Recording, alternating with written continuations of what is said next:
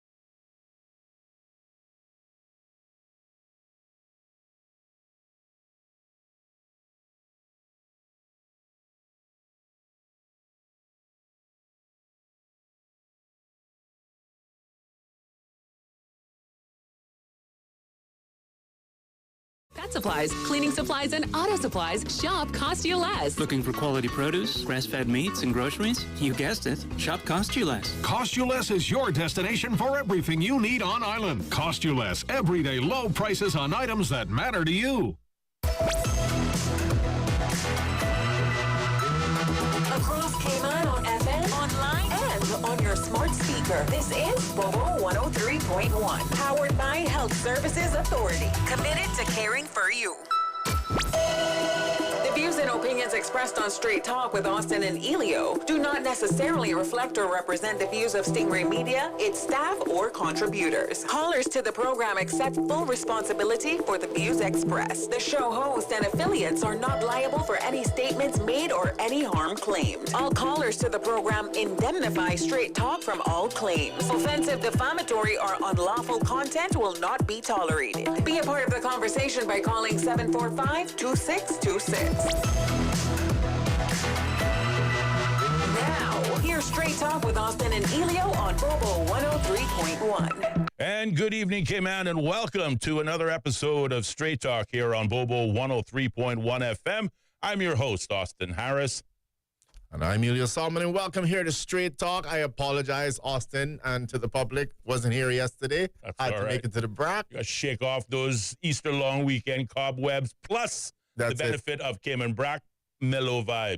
If I was delaying, you know what it is? Once you land in the brack, your blood pressure goes down. Yes. You just feel, there's no more weight on your shoulders. None whatsoever. I recommend it. No traffic to contend with. Nothing. Yeah, man. I get it. 4 days over there is like 3 weeks anywhere else. I understand. So your little pregnant pause is forgiven because where you come from. Yeah, yeah, blame it on that. I blame it on that. Nice seeing you again. You too, bro. Welcome back home. And again, welcome, K-Man, to another episode here of Straight Talk on Bobo 103.1 FM and simulcasting live over YouTube, Instagram, and Facebook, both on the Straight Talk Radio Show Facebook page, as well as the ACT Cruise Tourism page. Today is, I think, an exciting day for us in studios. I've got two fine Caymanian gentlemen in studios, and don't worry, I'll be the only one calling you gentlemen. I won't ruin your reputation any further than that. We're going to introduce them to the conversation in just a few moments. But yes, it's going to be a conversation, I think an educational conversation, really, pulling on the experience, the knowledge of our two fine guests who really have been in tourism all their lives in one way or the other, and obviously are very well spoken, so we're going to learn something. But I want to say this right off the bat. I want to dedicate our phone lines today. Anyone in the listening audience who is calling in, I want to encourage those persons who, if the referendum vote was today and you were going to vote no, call up and tell us why. And let us understand your position, and perhaps we may be, with the assistance of our guests, be able to answer your questions and thereby, hopefully, potentially enlighten, elevate your thinking to a yes vote. So that is what I want to suggest. Ellio, would you agree? And I agree, and I'll just add that, again, that also includes persons that are just kind of sitting on the fence. Yes. Not 100% sure, and just need that little one thing to put you in the yes direction. Absolutely. So whilst we do have a conversation plan, and we're going to follow that conversation plan, today on the phone line, 745-2626, or if you choose to utilize our version of the 1-800 number, 928-2562, by calling our WhatsApp number, we will happily take comments and questions specifically now for those of you in the listening audience who, if the referendum was tomorrow and your position right now would be a no vote, we want to know why. So give us a call. 745-2626 is the number, or a WhatsApp number, 928-2562. With that, I would like to welcome and give, obviously, our guests, our distinguished guests in studios, the opportunity to say hello. We have with me, in the first instance, of course, the former CEO, Chief Executive Officer of the Cayman Islands Turtle Center. Formerly, before that, he was in telecoms, but nobody remembers that too much. It is his contributions to tourism, his contributions to the excursions in the Cayman Islands that we remember him most for. Mr. Tim Adam is our guest in studios, and he is joined by another fine gentleman who I think I can fairly say has spent his entire career in tourism, Mr. David Miller. Gentlemen, welcome to Straight Talk, and thank you for being our guest. Some opening remarks. Thank you. A great pleasure to have you. Anything you want to say to the audience before we kick off the discussion? Well, I mean, you made mention about length of time in tourism. Yes. And I could go back to before I was born, with my parents being involved with bringing the airline here, BWIA. Yes. And shortly after the runway had been built, and unfortunately we lost Wing Commando and Roberts. Yes. Mm-hmm. And so I kind of grew up around the airport as a kid. You know, that's where I went off to school to wait for my parents to finish work. Right. But really, in terms of excursions, I got into it shortly after I left. As you know, I got an early retirement deal from Cable and Wireless just before they were becoming Lime. They were changing the structure. Yeah. That was 2008. And I say, we don't remember that time, but I just digress. You did make a monumental contribution to, how we communicate today in the very early days of what would be today Flow, its predecessor, Cable and Wireless Company.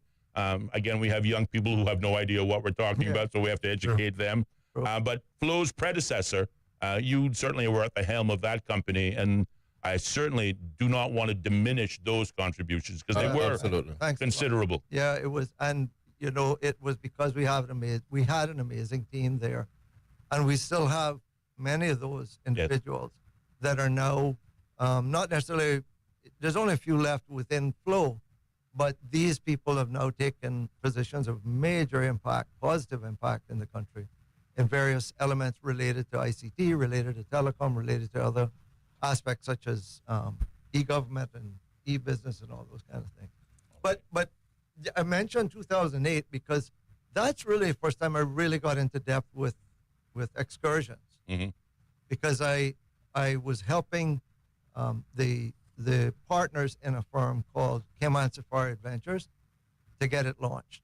Right. And so that was a very interesting time for me because I could really study what their vision was, and then beginning sort of from scratch with some draft SOPs that the DOT developed and so on, and began to build that enterprise from there and build the experience and build the concept of how do you create an engaging, interesting, historical and cultural tour that would take them not to the usual spots they go to, but we were going to go Pedro St. James, through Bodden Town, to the north side, through the eastern districts, and many, many experiences along the way, a 4.5-hour tour. And that really gave me a deep grounding in the reality of what it takes to do it. We were able to do it extremely successfully. From the first year, we were in TripAdvisor's Certificate of Excellence. And after 5 years, we got into TripAdvisor Hall of Fame, and had done very, very well. So it was a great response to it. So it was good to see that with diligent application of all the materials and resources that we could use from DOT and other resources, you can build a successful business based upon an excursion. And so when the job for Cayman Turtle Center came up later on, well, it was in 2009 then, I and several other people applied, and I was blessed to have gotten the job as CEO. And I was there for another 12 years. Right. So during that time, very deep then into not only excursions, but negotiations direct with the cruise lines and with the local people who are engaged in this industry. And it is because of that I developed the passion to do what I'm sitting here doing today. Fantastic. Because I know these people, I know the importance of this industry. Let's get it right. Absolutely. Well, tourism is in the blood, and I thank you for that bit of background for the benefit of the listening audience. It is from that vast background that we hope to pull for today's conversation. Likewise, yourself, Mr. Miller, a little opportunity to tell our listening audience a little bit about yourself and obviously explain why we invited you as well to join Mr. Adam. A lot of history, and I was into a lot of history. I've done a lot of tours. In fact, I've done 36 years of tour bus driving and doing the tours, which included the Turtle Center, which when it was called Turtle Farm. And we would go to the Western Tour, and, we've done that for so many years, and we, now have several companies that are going the Eastern Tour, which is really where the history of Grand Cayman is from, and where the beginning of the Bodden and the Watler family, which came from that area. The wreck of the 10 sails, You're seeing the blowholes also, but you're getting a taste of what, the Eastern districts, cooking their fish or their turtle, things like that. We started that from a long time ago. I mean, my father was doing this kind of stuff. My father was in the taxi business also after retiring from sea. We lived in the United States in New York City. I was in the U.S. Navy. When I came back home, I got into diving. I was a diving instructor. I worked with Castle Burtmar, Kent Eldermeyer. I worked with Peter Ribbons, Wayne Hansen, the guy who started Cayman Aggressor Boat Fleet. So we started all with that. I had my own dive company for several years. And we did so much more, because not only were we offering people to go and do scuba diving day, night, reef divers, wreck diving, and that sort of thing, but we also took people around to see the island. I've been doing that since the time I was driving a car. My first car was a Volkswagen, So, I mean, we had a lot of fun with this. And at the same time, we were learning so much more because there's always a question that somebody asked, and you're like, gee, I wonder what the answer of that was. Right. And so you had to go and find somebody who was an older person than myself that would be able to give me that information. So the tour kind of, grew from that. And so constantly we're seeing that. The cruise ship, for me, really started in 1977 when we first started doing tours with Kat Eldermeyer, with Casa Bertmar, and just kept on growing, with all the different companies, which was mostly out of Ron Kipp, Bob Soto's, Jim Brown, Aqua the Lights, We started doing so many tours from all of these different peoples. The first snorkeling tours that was coming off of the ship, which was the Rhapsody, was a man by the name of Dick and Sue Cleaver. When I had my dive company, I was doing Captain Brian's bar and restaurant, and I brought business to him. I did all kinds of work there, replenished it, renovated it, did my equipment, business there where I would actually do the filling of tanks, my compressors, my tanks, regulators, the whole entire thing. Then a little dive shop in the front to sell T-shirts and stuff. Really hard, very hard place to do.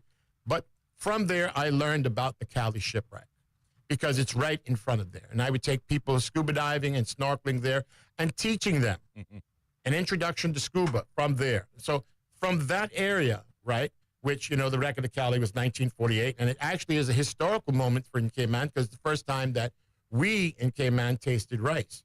To the day my father died at 92, he hated rice. Okay. Oh, I don't want to eat that thing. I didn't know that. Give me at some all. bread, kind. I'm not into that. All right. It's full of history. No, It he is. never had it. He didn't like it. He was really upset about it. Yeah. But it was, partook and given to every district on the island. And those that were able to cook it was not too bad, but those who didn't really hated rice. Right. But it was a historical moment.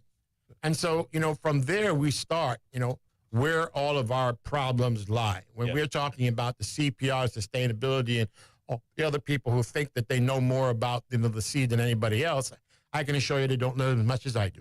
All right. I have over 11,000 dives. Outstanding. Well, you certainly let's are go. very familiar with it. And as you pointed out, whilst it's in your family, it is very clearly in your blood, whether you're living here or you're in the Navy experience when you lived in the United States. So, gentlemen, we appreciate the length and breadth of your knowledge, and that is the reason to the listening audience we selected our two guests, because we think that they can bring a lot to this table. But more importantly, and again, on our focus for our callers this evening, we believe more important to any of the discussions we might have, your value lies in those persons who may, as my colleague said, either are on the fence on this issue, or if the referendum was tomorrow, they would vote no.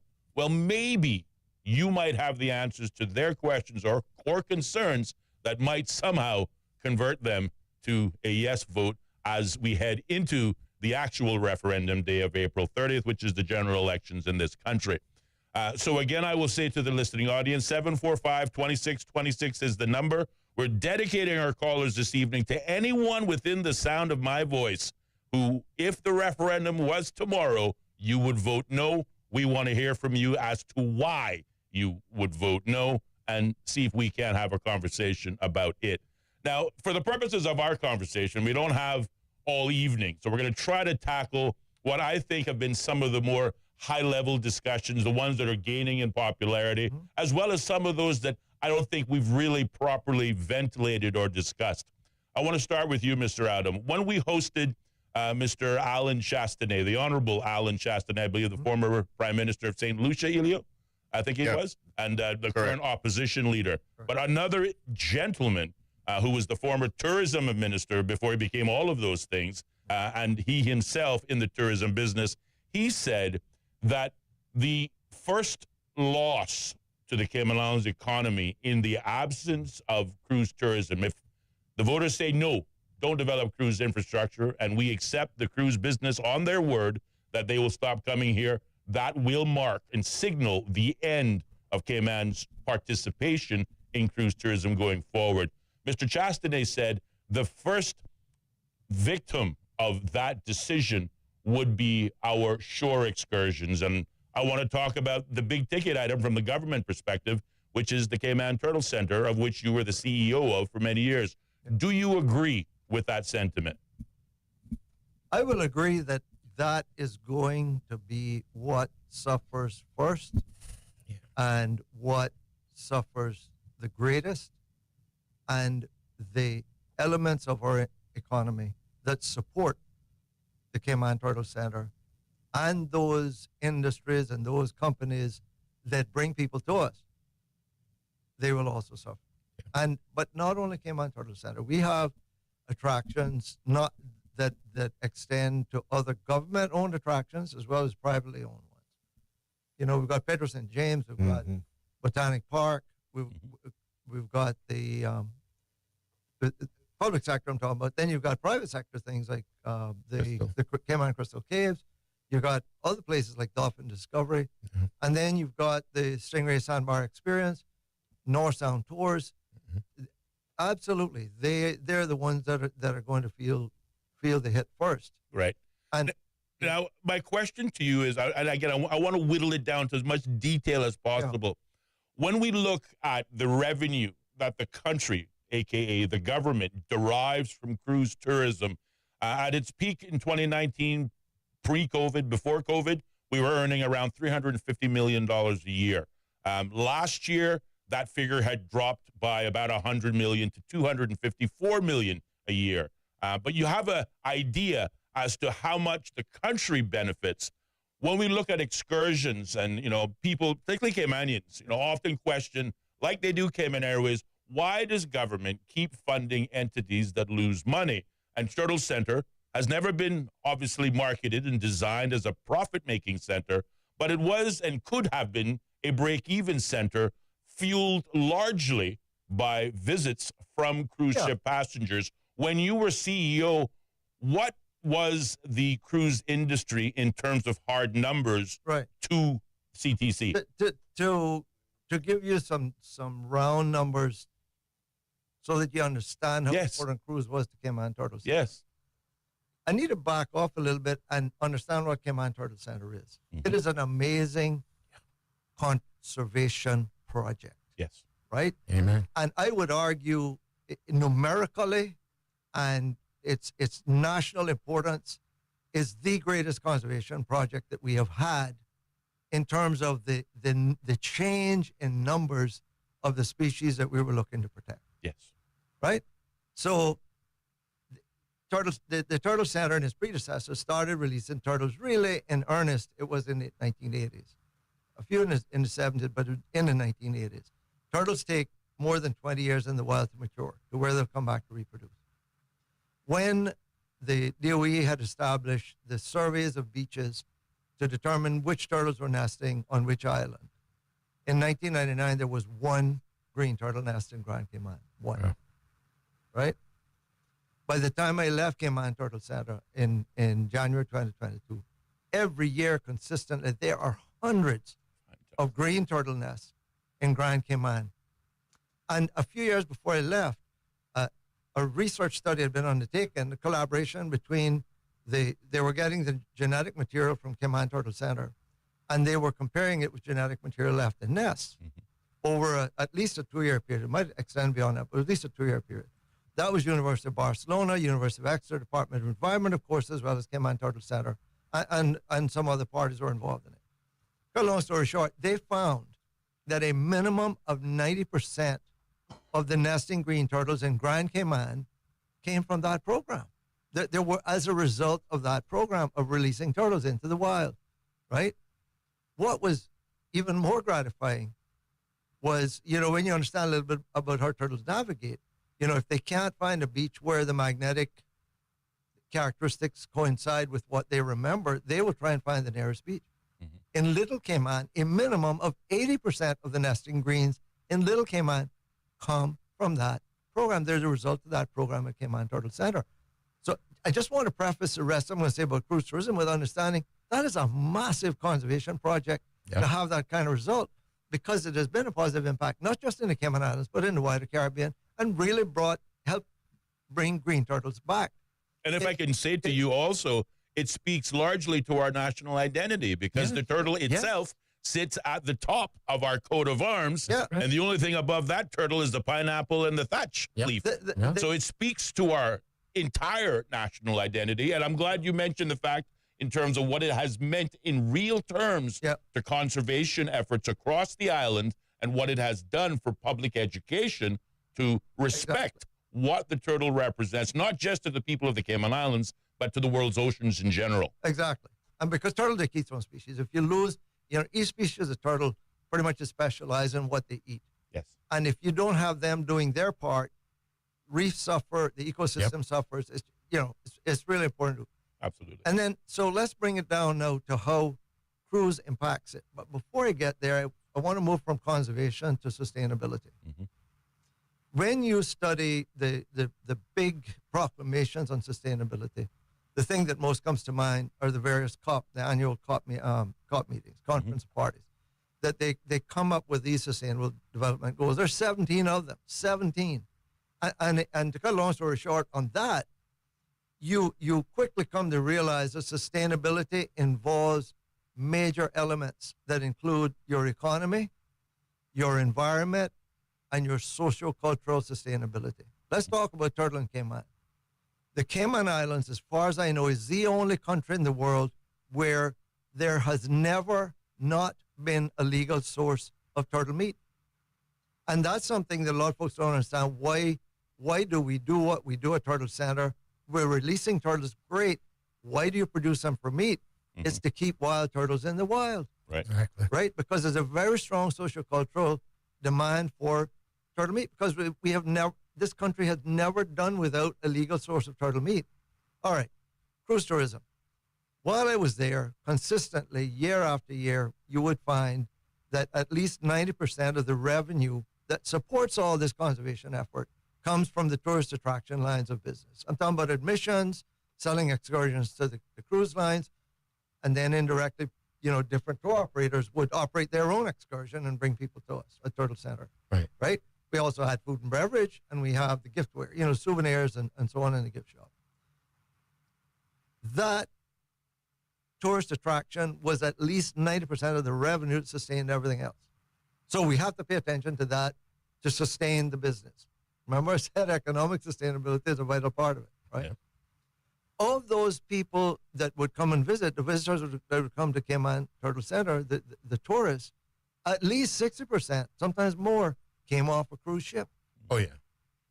And so, I could safely say that while I was there, I can't say what's happened now because we've had such a downturn, but while I was there, 60% times 90%, that is more than half of your revenue is depending on a healthy cruise tourism industry. Yes. Right? But I would suggest that it's not just Cayman Turtle Center that has that dependency on a healthy and vibrant cruise tourism industry. You look around at the other attractions, right? These attractions are brilliant for stay-over tourists. They get to go there, they get to enjoy it as well. But they're not enough to keep it going. Nope. Right? And if we want to have really nice, high-quality, world-class attractions for people to come to and Need enjoy, volume.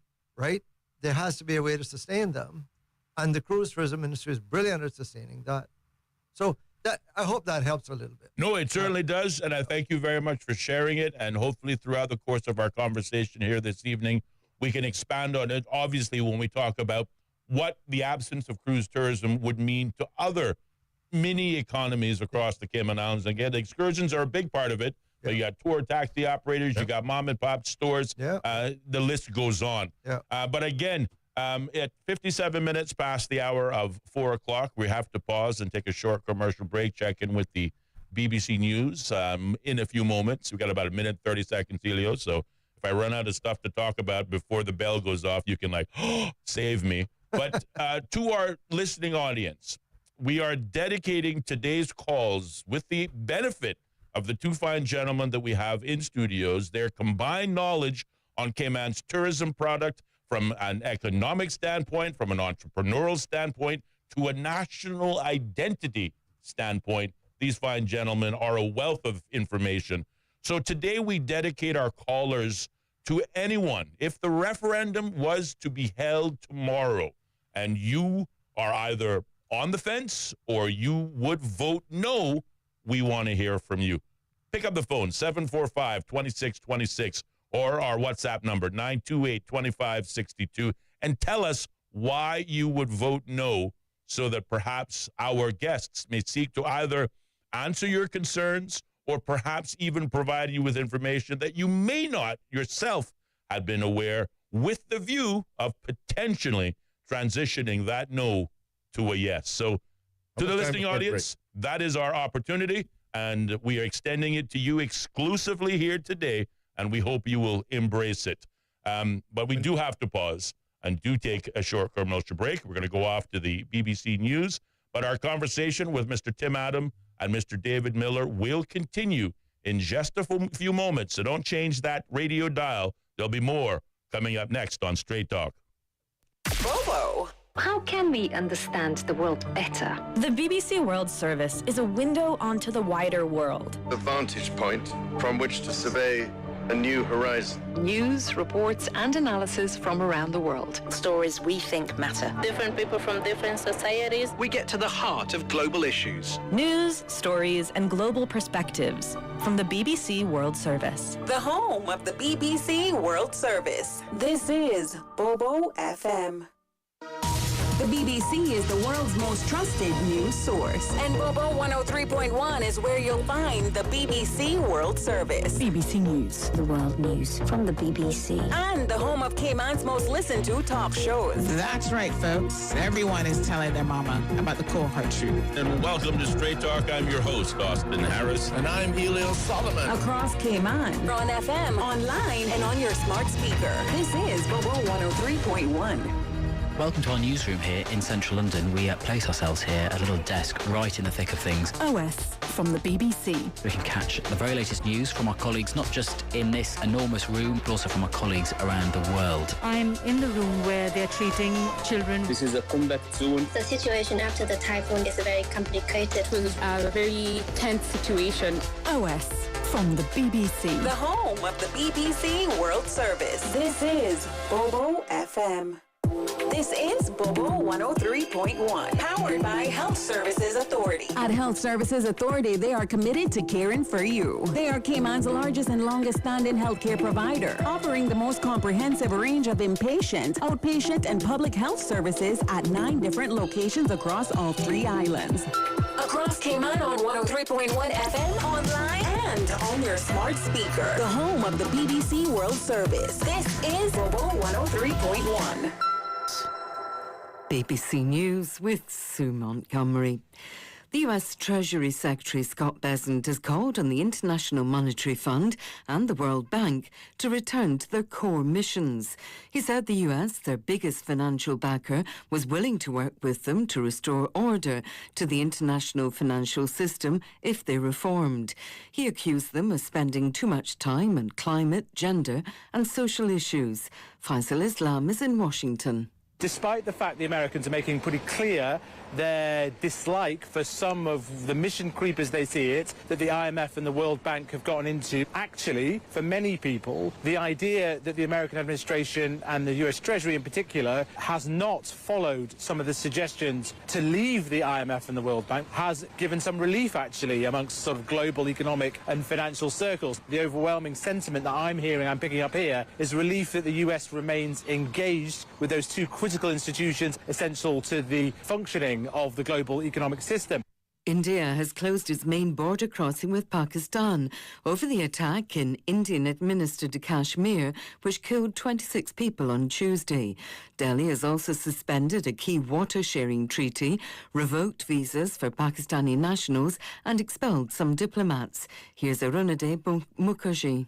In a statement, Delhi said the restrictions would be in place until Pakistan credibly and irrevocably renounced its support for what it called cross-border terrorism. Since the 1990s, an armed separatist insurgency against Indian rule in the region has claimed tens of thousands of lives, including civilians and security forces.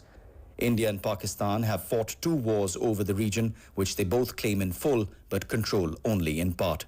President Trump has accused Volodymyr Zelensky of harming peace negotiations after the Ukrainian leader said he could never recognize occupied Crimea as Russian territory. On social media, Mr. Trump claimed a peace deal was very close, but Mr. Zelensky's statement risked prolonging the killing. Mr. Zelensky said emotions had run high in recent negotiations. Sarah Smith is in Washington. There's a very clear sense here that time is running out for this process, but that's largely because Donald Trump is very clearly losing patience with it, and he wants to get a deal done soon, or the threat is that he will walk away from this process. And we could see from that social media post where he thinks the problem is. He is putting most of the blame, and therefore most of the pressure, on President Zelensky. Nothing like the same amount of pressure is being heaped on Vladimir Putin to agree to a deal. The Brazilian authorities are investigating allegations that corrupt officials siphoned off $1.1 billion in unauthorized deductions from pensions over the past 6 years. The head of the State Pension Institute is among those suspended. BBC News. Around 20,000 people visited St. Peter's Basilica on Wednesday to pay their respects to Pope Francis as he lies in state. Large crowds streamed into the square outside the church throughout the day as they waited for their turn to file past the open coffin. Francis will lie in state until Friday evening before his funeral on Saturday. The Gaza authorities say Israeli strikes have killed 39 Palestinians in 24 hours. After one attack in Gaza City, emergency services in the Hamas-run Strip said charred bodies had been recovered from a school. Israel said it had struck what it called a gathering of terrorists. Displaced people who'd sought refuge in the school said they were woken by overnight shelling and a blaze. The authorities in Benin say Islamist insurgents killed 54 soldiers last week in an attack near the borders with Burkina Faso and Niger. They'd previously said only 8 were killed. The revised figure makes it the deadliest known attack since insurgents began operating in northern Benin 5 years ago. Scientists believe bite marks on the skeleton of a Roman gladiator are the first archaeological evidence of combat between a human and a lion. The remains were discovered in 2004 at a site in the north of England, believed to be the only well-preserved Roman gladiator cemetery. Professor Tim Thompson led the study. This is the first evidence that we have for gladiators fighting big animals and big cats, and for it to come out of York as well is surprising. It's perhaps not overly surprising that we haven't found so many gladiators, because the proportion of gladiators is very small compared to the number of bodies that we find. The lions and the big animals were transported through the normal routes from the empire, across the seas, across the main roads, into London, and then up to the north of England. BBC News. Views and opinions expressed on Straight Talk with Austin and Ellio do not necessarily reflect or represent the views of Stingray Media, its staff, or contributors. Callers to the program accept full responsibility for the views expressed. The show host and affiliates are not liable for any statements made or any harm claimed. All callers to the program indemnify Straight Talk from all claims. Offensive, defamatory, or unlawful content will not be tolerated. Be a part of the conversation by calling 745-2626. Now, here's Straight Talk with Austin and Ellio on Bobo 103.1. And welcome back, K-Man, to more Straight Talk here on Bobo 103.1 FM on your radio dial and simulcasting live over YouTube, Instagram, and Facebook. I'm your host, Austin Harris. And I'm Ellio Solomon. And, of course, welcome back here to Straight Talk. Indeed. Again, to a reminder of a listening audience, it is our pleasure, particularly for those people who now at 5 o'clock have gotten off work and hopefully are in their car heading home. If you are just tuning in, it is our pleasure to welcome in studios Mr. Tim Adam and Mr. David Miller, two gentlemen who between them have over 50 years of tourism experience. But if you include their families and their parents, it goes back over 100 years of tourism experience. And we're going to draw on every single year for the benefit of today's conversation. In the first instance, to you, the listening audience, today's phone lines, all of the callers or any of the callers who come into the program, we are dedicating to you. If the referendum was held tomorrow, you would vote either undecided or a hard no.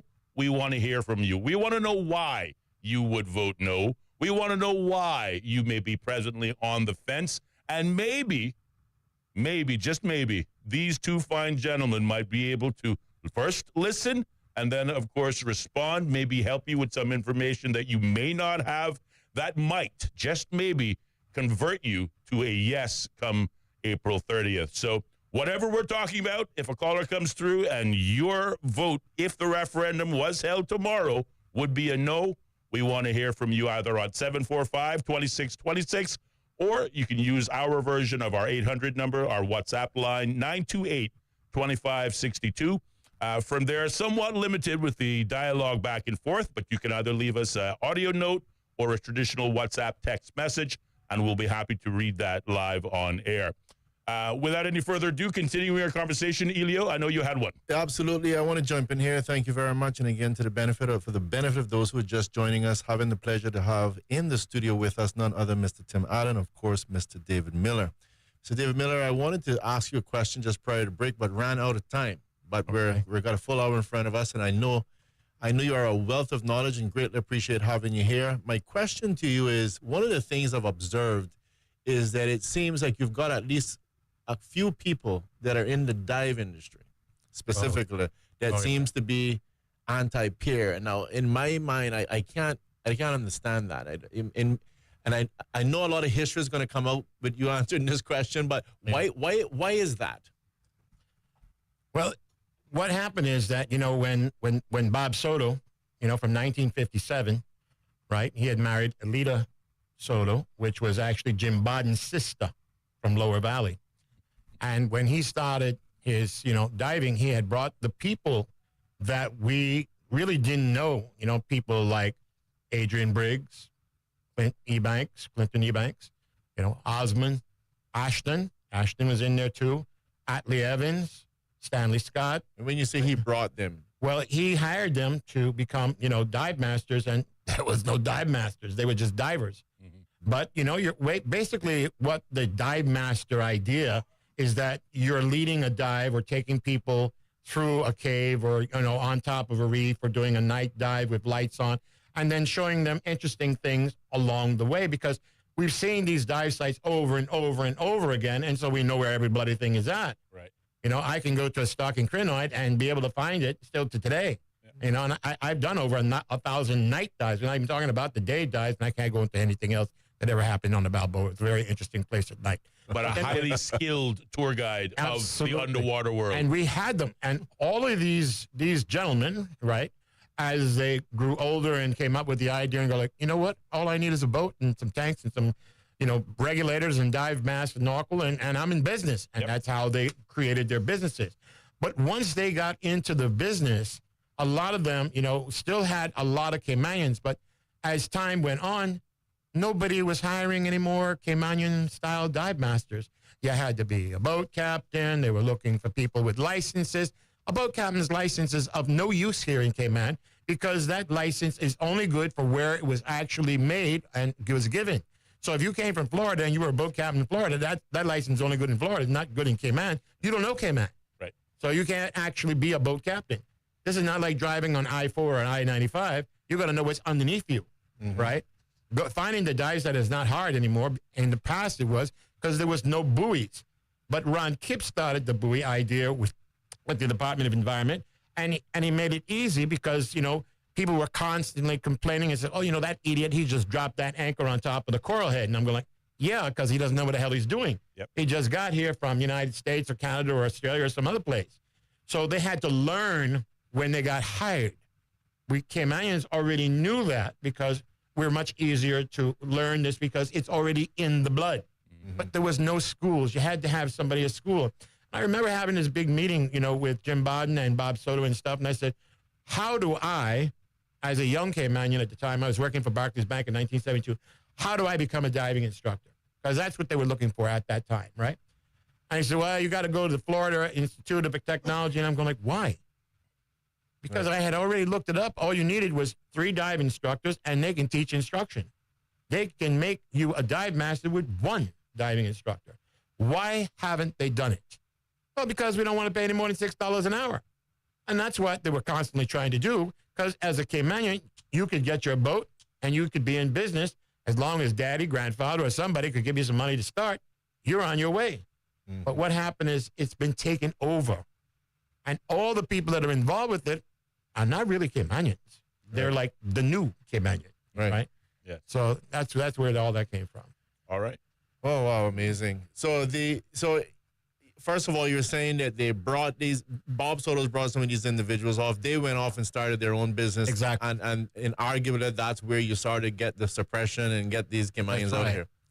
Everybody was worried about losing their business, so they didn't want no competition. And by doing it that way, they were secure. They had no competition. But you had people like, Kent Aldermeyer took over his mother's property, and he renovated and built it up to a dive resort. And then he was doing his own thing. But Kent Aldermeyer was not a diving instructor. Well, why? Kent Aldermeyer was actually a lieutenant in the Jamaican Coast Guard. And he was a diver in that. So he never needed a dive master's or a dive instructor's card. But he eventually hired other people who had that dive instructor's card, because people were talking. And that's how everything changed. Well, you're not qualified. I've had people when I was, already had 3,000 dives, and they were going, well, Dave shouldn't be, teaching those introduction to scuba. And I'm going like, why? Well, you're not licensed. I said, licensed by who?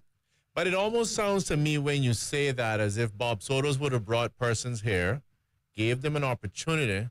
They found a way out to go do their own thing, and they were shutting the door behind them that was open. They gave them the chance. They shut that door. Indirectly, yes, he did. By doing what he was doing, he was closing it. None of his children were interested in diving. Not one of them wanted to do it, so he ended up selling it to Ron Kipp. And Ron Kipp was really the person that really kind of destroyed the diving idea, because the Water Sports Operators Association was created to get rid of Ron Kipp.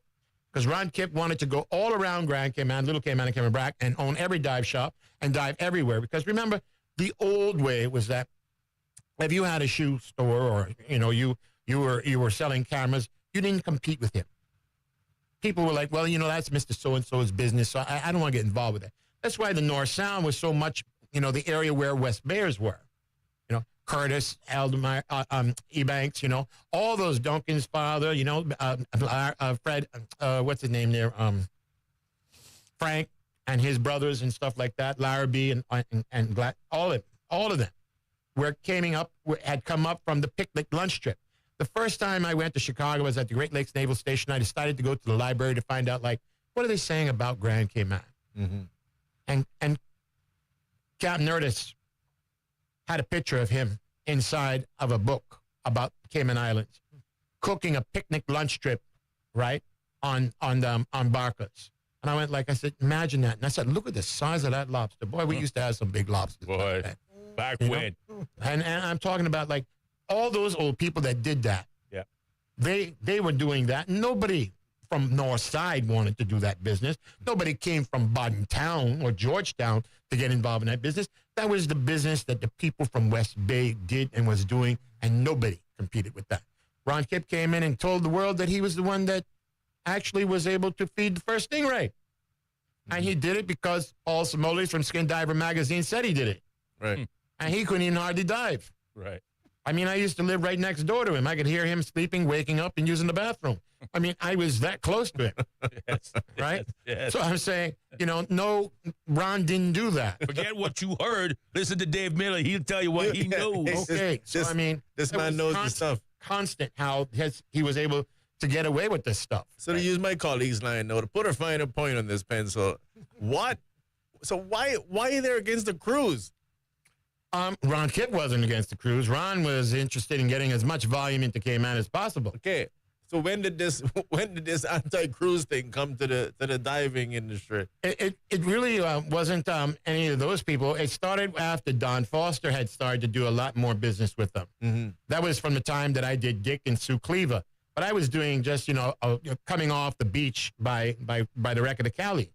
And then when I closed down my company, Dick and Sue Cleaver was coming on another ship, because remember the Rhapsody ran aground. That was over and done with. That's one thing I was going to ask you. Right? Yeah. And so when the new ship, it came in, it goes, well, Dave, who do you think that we could do this business with? I said, I have a friend here, Don Foster. I said, he'll be able to do that. And he said, well, let me, get in contact with him. And so Mr. Clinton, his father, bought these two big boats, right? Cayman Sun, Cayman Sour, and they started to bring in, 40, 60 people on snorkeling trips in Georgetown. And the cruise ship business took off with everybody wanting to get a piece of that pie. And as more ships came, then it started to expand. Take a look at today. If you were in Georgetown today, you could see that because there was 3 ships, we had people all the way out to Boilers Road. If that bar by Eden Rock there was open instead of being destroyed, I think it's Gary Bodden. Paradise? Yeah, Paradise Bar and Reef and Grill, right? Yep. If that was open today, they would have had business. Packed. They would have been packed. Yeah. Eden Rock would have been running. But nobody's using it now because it doesn't have any, facilities. There's nobody, renting your mass Northland fans here, have a beer, Sure. It's not happening. And the future of cruise tourism is in limbo, so certainly investor confidence is kind of at an all-time low, not least of which, if they have to borrow money, banks will view it as a risk. Yeah, exactly. They won't touch it. Yeah. One last thing I wanted to ask you. The other day you were calling into the studio. My colleague had to cut you off. We had no choice. We were out of time. Oh, I can go for days. Yeah, we were out of time. No, not your fault. We were out of time, and we had to cut you off. But you were chatting at that point in time to suggest, don't think Hogside Bay is some virgin territory. It isn't. There's been a lot of wrecks out there. You talked about Rhapsody, the fact that it had the dredge up underneath. Give us a little bit of background on that. When Berkeley Bush, which should have a statue across the street from them, the Parliamentary House, he was the man that created our cargo dock. And they did the same nonsense. But, you're going to destroy the reef. Total nonsense. It doesn't destroy the reef by building a dock. And what I tried to do is I've sent this picture that was in the Northwestern magazine, used to be run by Desmond Seals, and it shows that they have a little small barge, right, with a little crane, where they put dynamite just on the other side of that dock, in the middle between Eden Rock and the dock, and they blew up the bottom right there to get that deep enough so that cargo ship could come in there. Nobody knows that because most of these people who are complaining weren't even born yet, right? We're talking in the 70s. So a lot of people don't know that. But what I also tried to show is the comparison between the shipwreck that's in Cayman Brac and the shipwreck we call the Balboa. When you saw Hurricane Ivan and that last storm that really almost destroyed a lot of that same place there, Paradise Bar and Grill, when that storm came through, you remember all those little small rocks that were thrown up there by Red Spot? That's little baby coral. Those little baby corals were just getting their foot onto that hard surface, that hard bottom, because coral can't grow in sand. Right. So if it has a hard bottom, it'll start growing. But the sea, it's too heavy, it's too shallow, and so anything is there is just thrown off of that reef and then thrown back up on the shore. So that's why I keep saying, and people said it, and Tim Austin did have a YouTube that actually said that Georgetown reefs were dying. They took it off because they didn't want nobody to see it, because it was there, and he did say it. And it was years before we were talking about cruise ship dock. The side of the ship, the Balboa, has like a silt all over it. If you look at the video that you can find on YouTube, you will find that there's a lot of silt on that wreck. So it's only the pieces of the wreckage that are sticking up a little bit higher, the point, the keel, or, by the propeller, or by the bow. All those little areas have a little bit more coral because they were able to catch it before that happened. But everywhere else is not growing any coral. It's not growing any sponge. Now look at that wreck that we have there off of Old Hotel Buccaneers Inn out there on the north side of Cayman Brac. That wreck is beautiful with sponges. I mean, huge 6-foot sponges. It's only 29 years old. Balboa is 92. What happened? Because it's too close in, it's too shallow, and so there's too much action of the sea when we have those northwesters. So these are the two things that we keep talking about, that they refuse to, say this is the truth.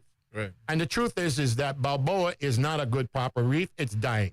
It's been dying for years, and it'll never grow because it's even mashed up since all the last storm. Because every time a storm hits that, it's mashing it up. It's bending up all that steel.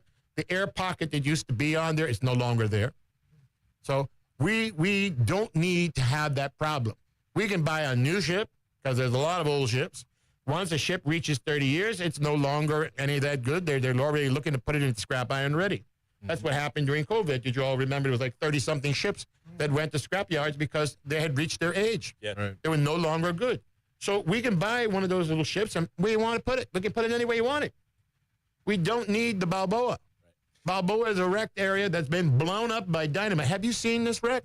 This wreck had so much dynamite onto it that the bow of the ship blew all the way out there to the west, and then The engine room where the boiler room is at has been blown over all the way there to the north, and then the stern section of the ship has been blown up. I mean, and then the middle of the ship has been turned upside down. Do you know how much dynamite you need to move a ship like that? Yeah. They try to tell you that the reef is alive. One last thing, a little bit more information on the Rhapsody. I remember that happening while I was in high school. I think that would have been in the 84 or something like that. That's right. But of course, I was too young to was my ship. Be paying attention. Tell us a little bit more. Give us a little bit of the background, the history on that. The captain was an idiot. He Not to put too fine a point on it. I mean, a Frenchman, you know, and what pack A cruises. What happened is the anchor drug. He drugged the anchor, right? And so I kept calling him on the VHF You're going to get the radio. Diplomacy Award, Mr. Miller. No. And I said to him, do you need a diver to come and give you an idea of what's going on the bottom, right? And he goes, no, we have our own crew. But I already knew the guys who could dive. And I told him, I said, listen, let's got a deal here. I see a little bit of money I can make because that ship is done. That ship is not coming back here to Cayman again, right? I said, he ran aground, he got problems, right? So by 1 o'clock, he said, okay. And I said, okay, $1,000. He said, no problem, come. So gone there with one 36-foot boat, a Cuban-made boat that I was buying from Captain Brian. And then, of course, when I got there and I went to go up to the bridge and talk to him, I said, are you sure that the propeller is not spinning? Yes, this is, it's no problem. The propeller is not spinning. I said, okay. So we jumped off the side, right? We went to the gangway, went on board my boat, and then we jumped over the side. When we got onto the bottom there, that propeller was spinning, bro. It was spinning. And we had to hang on to the bottom, right? And pull our way away from it far enough from the coral. What had happened is the way it ran aground, it was like half of the ship from the bow all the way to about midship. And when we came back up, when we told him, I said, boy, you ain't getting off of here. You need somebody to help pull you off.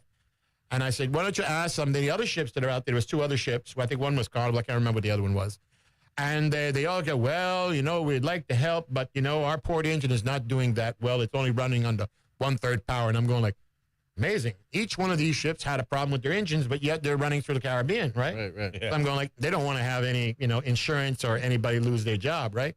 And then Smith Rotterdam called in. They're an ocean-going tug. They were taking 2 Japanese ships that were going to go to the scrapyard. And they came and they tied up alongside of it. What people don't know, we had a man who was diving off a Northwest Point, and he was diving by himself. So obviously a suicide. He probably bought some insurance and said, honey, I'm going to leave you.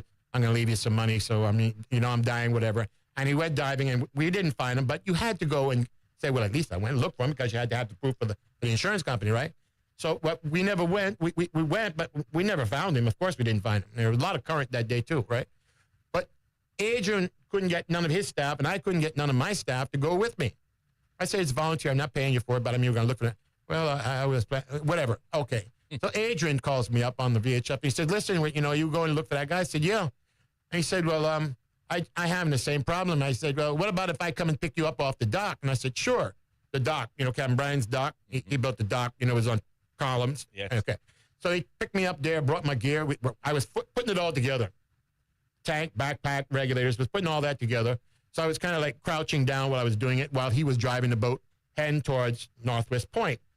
And as we were passing Burger King, we noticed that the dredge, which was dredging the Rhapsody, had dropped their exhaust pipe on top of the reef and not off the drop-off. It was supposed to be on the drop-off, but of course, they didn't use a diver. They just went and looked over the side of the boat and go, yep, looks good. Okay, leave it here, right? And then I said, oh, Christ, well, I said, didn't they put a bond? He said, oh, yeah, it's $1 million bond. I said, what a shame we don't have a camera. He said, no, I have a camera. Do you have bottom time? I said, yeah, Adrian, I got bottom time. So he said, well, go ahead. So I dove down to 70 feet of water up on top of the drop-off, and I took the picture, and we put it in the front page of the newspaper, right? And I'm sitting there, and I'm shooting this picture, and the pile of marl, which included sand and silt, right, was from 70 feet on the bottom all the way to about 30 feet from the surface. So I'm thinking, after listening to all of this nonsense that we've been hearing about with the silt and the sand, and we get silt and sand every time you have a northwester.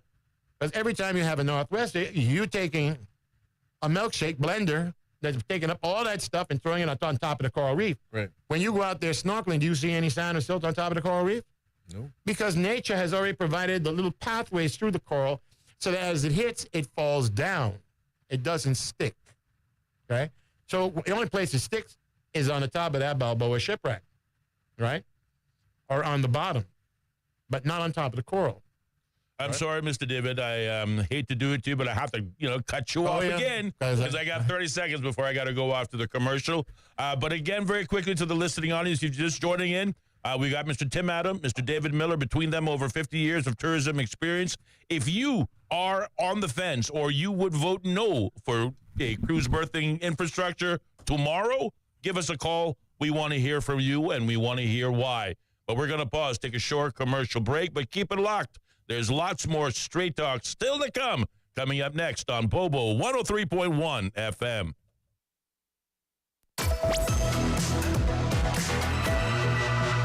More Straight Talk with Austin and Ellio coming up. Be a part of the conversation by calling 745-2626. Bobo 103.1. The Association for Cruise Tourism invites you to our final town hall with Alexander Gums, CEO of Port St. Martin, on Friday, April 25th at 6 p.m. at the Marriott Grand Cayman. Discover how cruise peers drive economic growth and protect our marine environment from destructive anchoring. Refreshments will be served. All hands on deck. Don't miss it. Your vote, your future, your Cayman. It's Earth Month, and Cayman Turtle Center is celebrating all month long. Here are 3 simple ways you can make a difference. Reduce food waste by eating leftovers, recycle whenever you can, and support turtle conservation by attending our Earth Day Turtle release on Tuesday, April 22nd at 10 a.m. We will be releasing green sea turtles from Governor's Beach. It's free and open to the public. Let's make every day Earth Day. Learn more at turtle.ky. What's that? No sugar, same amazing taste? Coca-Cola